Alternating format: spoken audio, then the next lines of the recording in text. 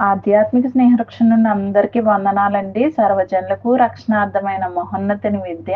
Bible వాక్యము మొదటి రాజులు 3వ అధ్యాయము. తరువాత సొలొమోను ఐగుప్తు రాజైన ఫరో కుమార్తెను పెండ్లి చేసుకొని అతనికి అల్లుడాయెను. తన నగరును యెహోవా మందిరమును యెరూషలేము చుట్టూ ప్రాకారమును కట్టించుట ముగించిన తరువాత ఫరో కుమార్తెను దావీదు పురమునకు రప్పించెను. ఆ దినముల వరకు యెహోవా నామమున కట్టింపబడిన మందిరము లేకపోగా జనులు ఉన్నత స్థలముల యందు మాత్రము బలులను అర్పించుచూ వచ్చిరి. తన తండ్రి అయిన దావీదు నియమించిన కట్టడలను అనుసరించుచు సొలొమోను యెహోవా యందు ప్రేమయుంచెను గాని ఉన్నత స్థలముల యందు అతడు బలులను మాత్రము అర్పించుచు ధూపం వేయుచూ ఉండెను. గిబియోను ముఖ్యమైన ఉన్నత స్థలమై ఉండెను గనుక బలులను అర్పించుటకై రాజు అక్కడికి పోయి ఆ బలిపీఠం మీద 1000 దహన బలులను అర్పించెను.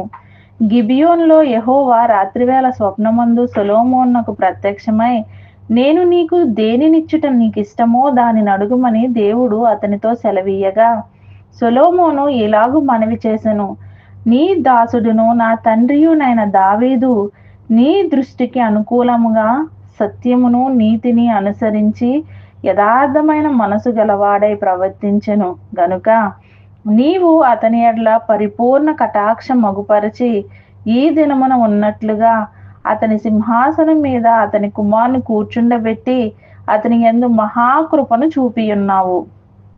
నా దేవా యెహోవా, నీవు నా తండ్రి అయిన దావీదునకు బదులుగా నీ దాసుడినైన నన్ను రాజుగా నియమించి ఉన్నావు.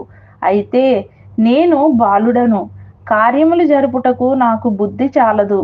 నీ దాసుడనైన నేను నీవు కోరుకున్న జనుల మధ్య ఉన్నాను.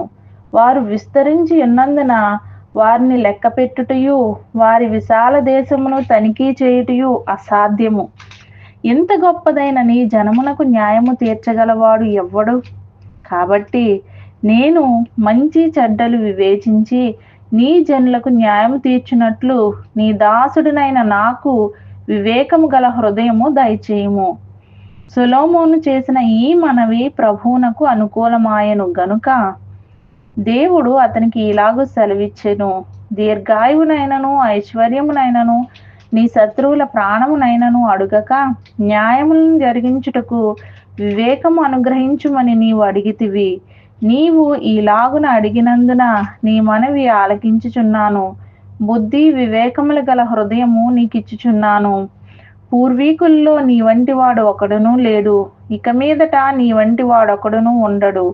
మరియు నీవు ఐశ్వర్యమును ఘనతను ఇమ్మని అడగకపోయినను నేను వాటిని కూడా నీకు ఇచ్చుచున్నాను.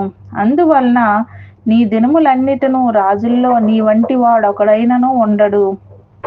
మరియు నీ తండ్రి అయిన దావీదు నా మార్గములలో నడిచి నా కట్టడలను నేను నియమించిన ధర్మమంతటిని గైకొనినట్లు నీవు నడిచి వాటిని గైకొనిన ఎడల నిన్ను దీర్ఘాయుష్మంతునిగా చేసేదను అనెను. అంతలో సొలొమోను మేలుకొని అది స్వప్నమని తెలుసుకొనెను. పిమ్మట అతడు యెరూషలేమునకు వచ్చి యెహోవా నిబంధన గల మందసం ఎదుట నిలవబడి దహన బలులను సమాధాన బలులను అర్పించి తన సేవకులకు అందరికీ విందు చేయించెను. తరువాత వేశ్యలైన 2 స్త్రీలు రాజునొద్దకు వచ్చి అతని ముందర నిలిచిరి. వారిలో ఒకటి ఇట్లు మనవి చేసెను, నా ఏలినవాడా చిత్తగించుము. నేనును ఈ స్త్రీయును ఒక ఇంటిలో నివసించుచున్నాము. దానితో కూడా ఇంట్లో ఉండి నేనొక పిల్లను కంటిని. నేను కనిన 3వ దినమున ఇదియు పిల్లను కనెను. మేమిద్దరమును కూడానున్నాము. మేమిద్దరము తప్ప ఇంట్లో మరి ఎవరునూ లేరు. అయితే రాత్రి యందు ఇది పడకలో తన పిల్ల మీద పడగా అది చచ్చెను. కాబట్టి మధ్యరాత్రి ఇది లేచి నీ దాసినైన నేను నిద్రించుచుండగా వచ్చి నా ప్రక్కలో నుండి నా బిడ్డను తీసుకొని తన కౌగిటిలో పెట్టుకొని చచ్చిన తన పిల్లను నా కౌగిటిలో ఉంచెను. ఉదయమున నేను లేచి నా పిల్లకు పాలియ్య చూడగా అది చచ్చినదాయెను. తరువాత ఉదయమున నేను పిల్లను నిదానించి చూచినప్పుడు వాడు నా కడుపున పుట్టినవాడు కాడని నేను తెలుసుకొంటిని. అంతలో 2వ స్త్రీ, అది కాదు, బ్రతికియున్నది నా బిడ్డ, చచ్చినది దాని బిడ్డ అని చెప్పగా ఆమె, కాదు, చచ్చినదే నీ బిడ్డ, బ్రతికి ఉన్నది నా బిడ్డ అనెను.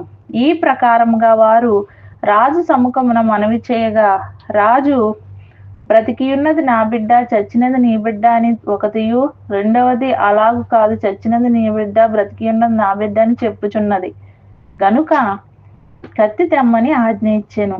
వారు ఒక కత్తి రాజసన్నిధికి తేగా, రాజు 2 భాగములుగా బ్రతికియుండు బిడ్డను చేసి సగం దీనికిని సగం దానికిని చెరి సగము ఇయ్యవలసినదని ఆజ్ఞ ఇచ్చెను.